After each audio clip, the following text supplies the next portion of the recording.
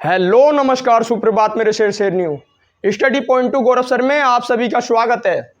तो चलते हैं अपनी क्लास की तरफ और देखते हैं एक नए चैप्टर के बारे में और नए तरह से पढ़ने की कोशिश करते हैं। जैसे कि आज से हम शुरू करेंगे भारत का संविधान। तो भारत के संविधान के बारे में हम आज से शुरू करते हैं। मैं आपको इस क्लास के अंदर मैं सारी जानकारी दे देता हूँ कि भारत का संविधान कैसे कैसे बना, कैसे कैसे तैयार किया गया। तो आपको अगर ये पसंद आए तो आप इसे लाइक ज़रूर करें। आप पहले देख लें कि इसके अंदर क्या क्या होगा, अपनी कॉपी में नोट कर लें, जिससे कि आपको बाद में कोई प्रॉब्लम नहीं आएगी और आपको पढ़ने में कोई भी दिक्कत नहीं होगी। आप वीडियो को इतने शेयर कर दें और देखते हैं आज के परिचय के बारे में। तो जैसे कि दिया है इसमें इंट्रोडक्शन, तो हम सारे परिचय को देखते हैं। जैसे पहले नंबर पर आता है भारत का संवैधानिक विकास। तो भारत के संवैधानिक विकास की हम जानकारी प्राप्त करते हैं। जैसे कि आप लिखते चलें भारत का संवैधानिक विकास, भारत का संवैधानिक विकास।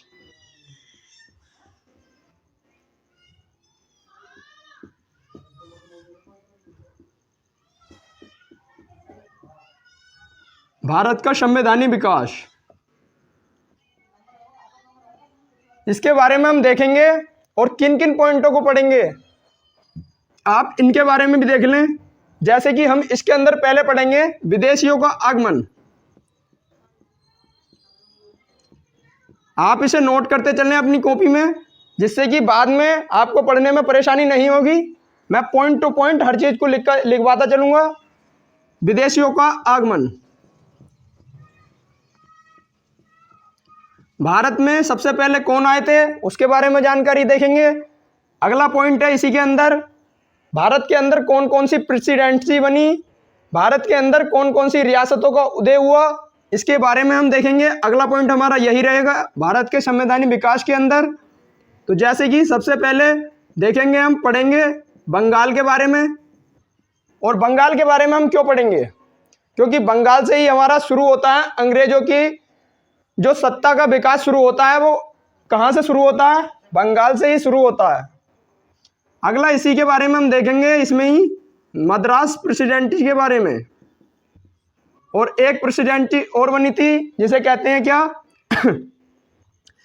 जिसे कहते हैं बम्बई प्रेसिडेंसी।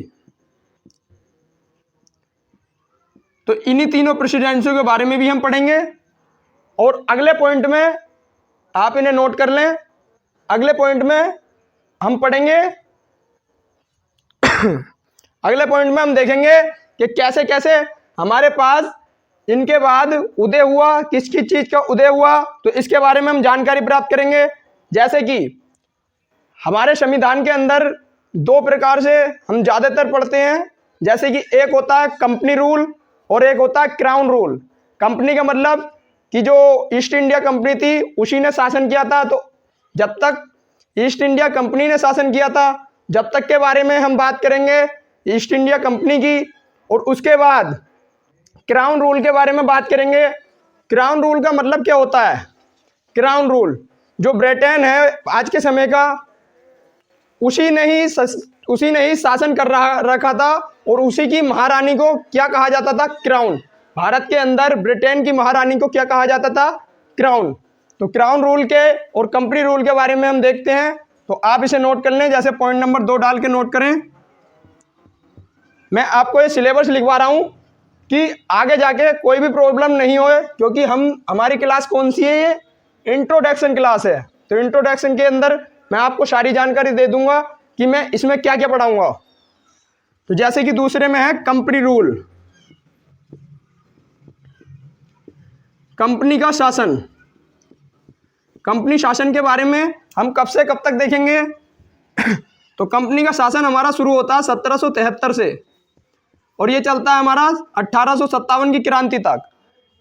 1857 की क्रांति के बाद जब जरूरत पड़ी हमें एकदम किसकी, सत्ता की बारे की जानकारी प्राप्त हुई, तो ही हमें एकदम से अंग्रेजों ने क्या किया, हमारे ऊपर एकदम अटैक कर दिया। और एकदम से ही जो ब्रिटेन की महारानी थी ब्रिटेन की महारानी विक्टोरिया, उसी ने अपना कब्जा जमा लिया कहां पर, बंगाल के अंदर, और भारत पर कब्जा कर लिया 1858 से। तो हम देखते हैं अगले पॉइंट में हम पढ़ेंगे क्राउन रूल। पॉइंट नंबर 3 है क्राउन रूल। पहले आप इसके अंदर देख लें कि इसके अंदर हम क्या क्या पढ़ेंगे। मैं आपको ये लिखवा रहा हूं क्योंकि मैं अगली क्लास में 1 बाय 1 सबकी जानकारी देता चलूंगा, तो आप इसे नोट कर लें। जैसे 1773 से शुरू होता है हमारा क्या, तो 1773 में हमारा आया रेगुलेटिंग एक्ट।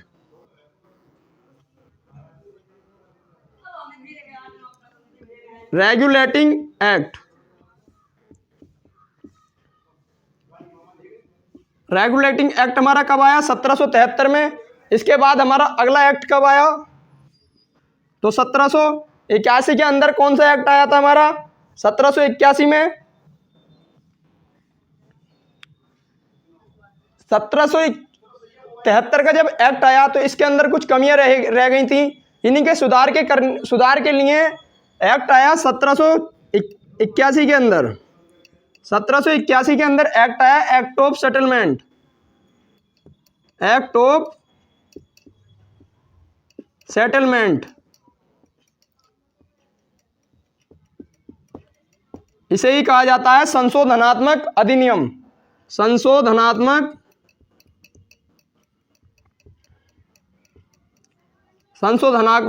अधिनियम।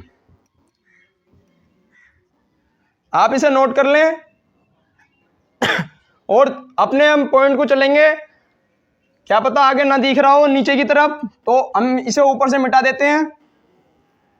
देखते हैं अपना अगला पॉइंट, इतने आप नोट कर लें। 1781 के बाद कौन सा एक्ट आया, 1784 में आया Pitt's India act, Pitt's India act. मैं आपका क्लास के अंदर ज़्यादा टाइम खराब नहीं करूंगा, जल्दी से जल्दी ये जानकारी मैं बता देता हूं। और इसके बाद आया 1786 में, जो 1784 के अंदर जो कमियां रह गई थी उन्हीं को दूर करने के लिए 1786 में आया एक्ट ऑफ सेटलमेंट। 1781 में भी आया था और 1786 में भी आया था। 1781 में आया था 1773 के अंदर जो कमी रह गई थी उसे पूरी करने के लिए, और 1786 में आया जो 1784 में कमी रह गई थी पूरी करने के लिए आया कब, act of settlement, act of settlement.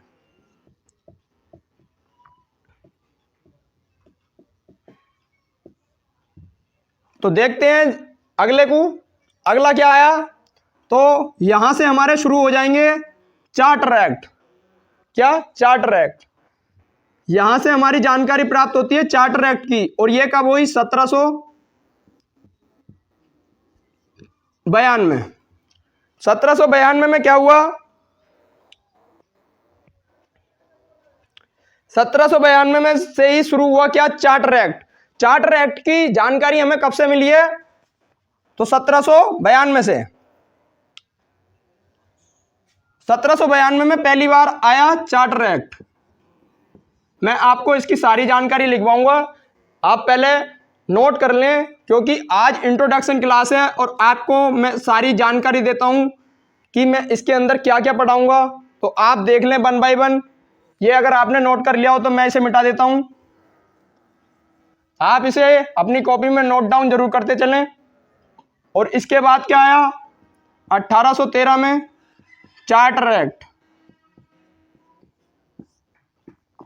इसके बाद चार्टर एक्ट ही चलते रहे, कब तक, आप लिखते चलें। 1833 में चार्टर एक्ट आया, 1833 में चार्टर एक्ट आया। इसके बाद 1853 में आया चार्टर एक्ट।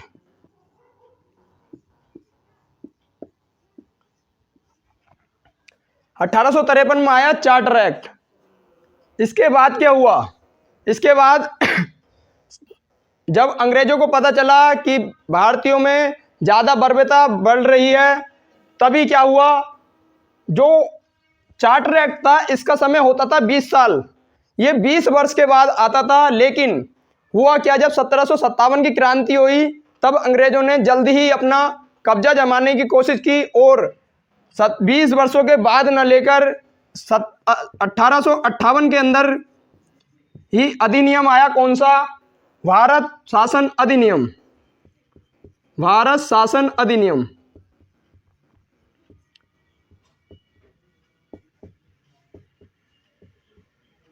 भारत शासन अधिनियम आया 1858 के अंदर और यहीं से शुरू हुआ क्या? Crown rule. तो मैं आपको क्राउन रूल की जानकारी देता हूं, आपने ये नोट कर ले होंगे, तो मैं आप सभी मिटा देता हूं। तो अब देखते हैं क्राउन रूल। जैसे कि मैंने अभी एक पॉइंट तो बता दिया क्राउन रूल का, तो यहां से लिख लेते हैं क्राउन रूल। क्राउन शासन या क्राउन रूल ये कब से कब तक चला? तो ये चला 1858 से 1947 तक। 1858 से चला कब तक? 1947 तक। इसके अंदर कौन कौन से अधिनियम आए, कौन कौन से एक्ट आए, इनके बारे में हम देखते हैं। तो जैसे कि मैंने अभी बताया कि जल्द ही 20 वर्षों के बाद ना लेकर 1858 में ही विक्टोरिया ने अपना शासन जमाया और 1858 के अंदर आया एक्ट ऑफ भारत शासन अधिनियम। भारत शासन अधिनियम।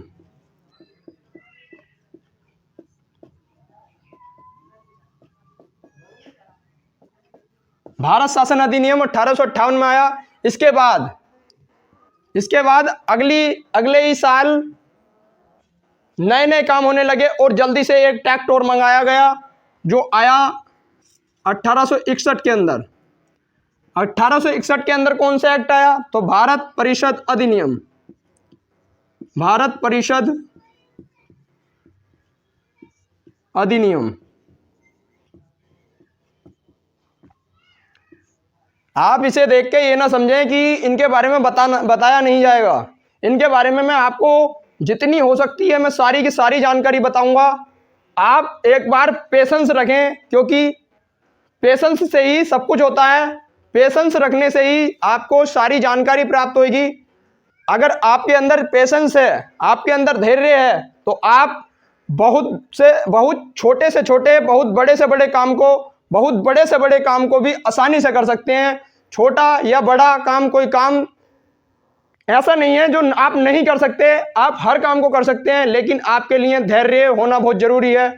आप सोचें कि मैं शुरू से अभी संविधान पढ़ाना चालू कर दूं तो मैं ऐसा कर सकता था, लेकिन मैंने नहीं किया, क्योंकि जब तक किसी को भी छोटा बड़ा नहीं आता तो वो पढ़ना नहीं सीखता है।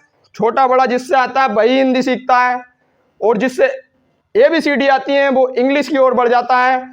इसीलिए जब तक आपको संविधान के ढांचे के बारे में नहीं पता चलेगा तो ऐसा संविधान पढ़ने से भी कोई फायदा नहीं है कि आप संविधान पढ़ रहे हैं और आपको जानकारी ही नहीं है कि हमारा संविधान कब से शुरू हुआ था। संविधान आपने पढ़ लिया, मानते हैं कि आपने मेरी क्लास से पहले कई बार संविधान किसी ने पढ़ भी लिया होगा, लेकिन आपको इसके बारे में शायद जानकारी बहुत कम हो। तो इसीलिए मैं आपको ये जानकारी देता हूं कि आपको सारी जानकारी पता चल जाए। तो जैसे कि 1861 के बाद आया, तो 1861 के बाद क्या आया? 1861 के बाद आया कौन सा अधिनियम? तो आप इसके बारे में बताएं कि 1861 के बाद कौन सा अधिनियम आया?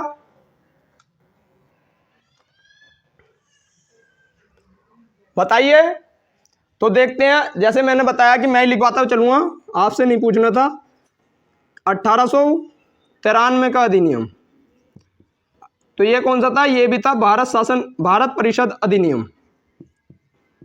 भारत परिषद अधिनियम।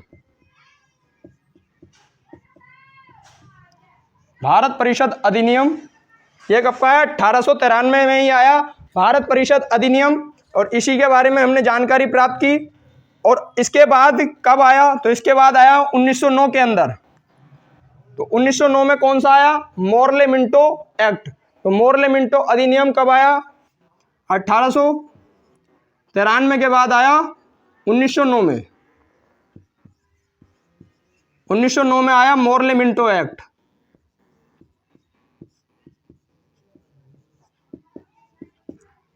मोरले मिंटो एक्ट कब आया? 1909 में।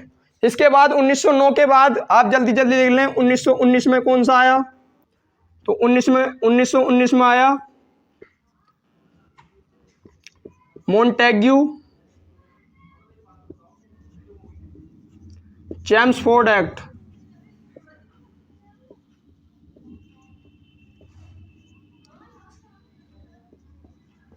मोंटेग्यू चैम्सफोर्ड अधिनियम। इसके बाद 1935 में भारत परिषद अधिनियम। 1935 में कौन सा आया था? बताएं, आप भी बताने की कोशिश करें अगर आपको पता है तो। भारत शासन अधिनियम।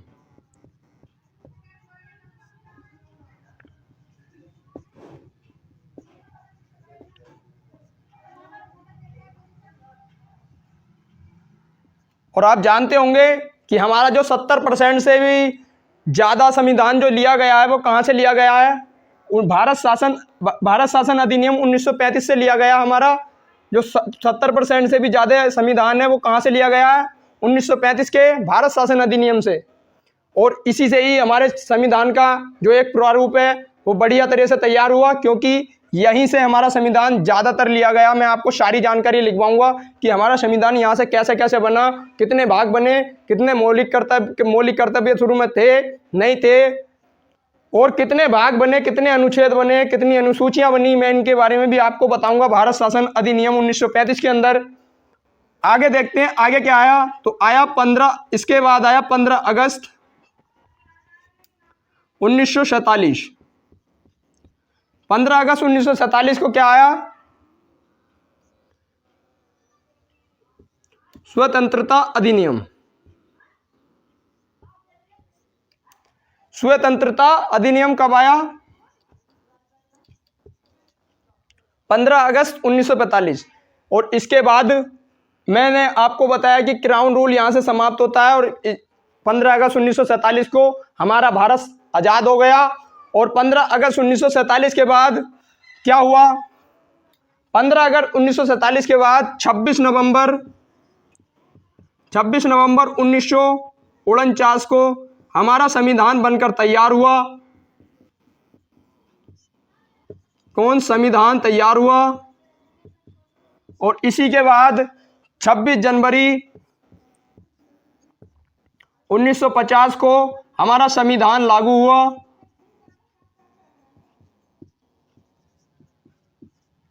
संविधान लागू हुआ और अंतिम रूप से 284 लोगों ने हस्ताक्षर किए, जिसमें से 15 महिलाएं भी शामिल थीं। और 26 जनवरी 1950 को संविधान लागू हुआ और इसी संविधान पर किसने हस्ताक्षर किए?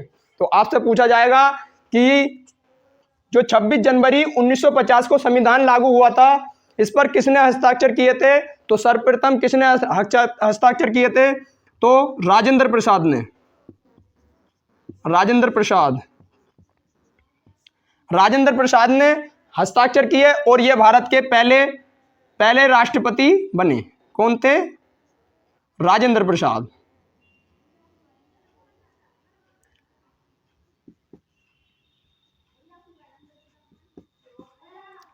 पहले राष्ट्रपति कौन बने? राजेंद्र प्रसाद। जैसे कि मैंने आपको इसका ढांचा लिखवाया, इसके परिचय के बारे में जानकारी दी, और मैं आपको बता दूं कि मैंने आज की क्लास में सिर्फ इतना ही रखा था, क्योंकि आज की क्लास सिर्फ इंट्रोडक्शन क्लास थी और इंट्रोडक्शन के बारे में मैंने आपको बता दिया है। आप मुझे जानते हैं, मैं गौरव सर स्टडी पॉइंट टू गौरव सर पर पढ़ाता हूं और हर रोज़ मेरी क्लास 2 PM पर होती है। मैं आपसे हर रोज़ मिलूंगा 2 PM पर। मेरी पिछली क्लासें भी हो चुकी हैं जिसमें मैंने आपको हिस्ट्री की प्रैक्टिस करवाई। अगर आपको किसी को हिस्ट्री की प्रैक्टिस करनी है तो मेरी 15 क्लासें 40-40 मिनट की 15 क्लासें हिस्ट्री की स्टडी पॉइंट टू गौरव सर पर पढ़ी हैं। आप अगर चाहें तो उन्हें देख सकते हैं, मैं डिस्क्रिप्शन में उसका लिंक भी डाल दूंगा। और मैंने आपको इसके ढांचे के बारे में बताया कि संविधान क्या होता है। तो आप के बारे में मैंने जैसे कि ये जानकारी सारी लिखवाई हैं, इन्हीं को मैं 1 by 1 लेकर चलूंगा। और सबसे पहले ही हमारा टॉपिक कौन सा होगा, तो आप अपनी कॉपी पर नोट डाउन करके रखें कल के लिए। कि हमारा पहला टॉपिक कौन सा होगा। तो संविधान के परिचय के अंदर ही हम बात करेंगे कल को भी। और हमारा पहला टॉपिक होगा भारत का संवैधानिक विकास। भारत का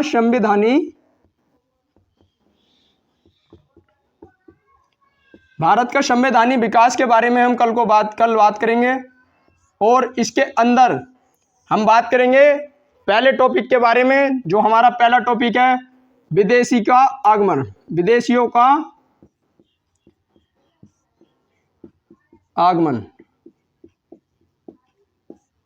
विदेशियों के आगमन के बारे में हम जानकारी प्राप्त करेंगे और हर एक पॉइंट को जानेंगे। आदि के लिए मस्त रहें, खुश रहें, अपने माता पिता, अपने बुजुर्गों का सम्मान करें और अपनी पढ़ाई को दिन ब दिन आगे बढ़ाते चलें, क्योंकि पढ़ाई से ही सब कुछ है। मैंने आपको पहले ही बता चुका हूँ पिछली क्लासों में, जो मैंने हिस्ट्री क्लासें ली थी, कि आप पढ़ें ऐसा कि एक मिसाल होनी चाहिए, उस पढ़ाई की एक जड़ होनी चाहिए कि हम पढ़ रहे हैं तो किस लिए पढ़ रहे हैं, क्यों पढ़ रहे हैं। हमारा एक लक्ष्य तय होना चाहिए। अगर हमारा कोई लक्ष्य तय नहीं है तो आप पढ़ाई को वहीं रोकें, क्योंकि आप पहले अपना लक्ष्य बनाएं। क्योंकि आपका जब तक कोई लक्ष्य नहीं होगा, आपका जब तक कोई भी लक्ष्य नहीं होगा, तो आप पढ़ाई कर किस लिए रहे हैं। माने कि जैसे मैंने संविधान पढ़ाया और संविधान में आपने कुछ टॉपिक पढ़े, तो उन टॉपिकों को आप अपनी लाइफ में कैसे उतारेंगे। जब तक आप उनका प्रयोग नहीं करेंगे तो आप, जाहिर सी बात है, भूल भी सकते हैं, क्योंकि जब तक आप उन्हें अपनी निजी जिंदगी में नहीं उतारेंगे तो कैसे आपको याद रहेगा। मैंने आपको बताया है कि अपनी पढ़ाई को दिन ब दिन आगे जरूर बढ़ाते चलें, चाहे एक ही पॉइंट पढ़ते रहें, लेकिन पढ़ें जरूर, जिससे आपकी तैयारी में जो क्लियरिटी है वो और ज़्यादा बढ़ जाएगी और आपका जो कॉन्फिडेंस लेवल है वो और ज़्यादा ऊपर उठ जाएगा। मैं आपको कल संवैधानिक विकास के अंदर विदेशियों के आक्रमणों के बारे में, विदेशियों के आगमन के बारे में जानकारी दूंगा। तो अब चलते हैं, जैसे कि हमारी क्लास का टाइम है 2 बजे, तो हम हर रोज़ आपसे मिलेंगे, कल भी मिलेंगे 2 बजे। चलते हैं अब। जय हिंद, जय भारत।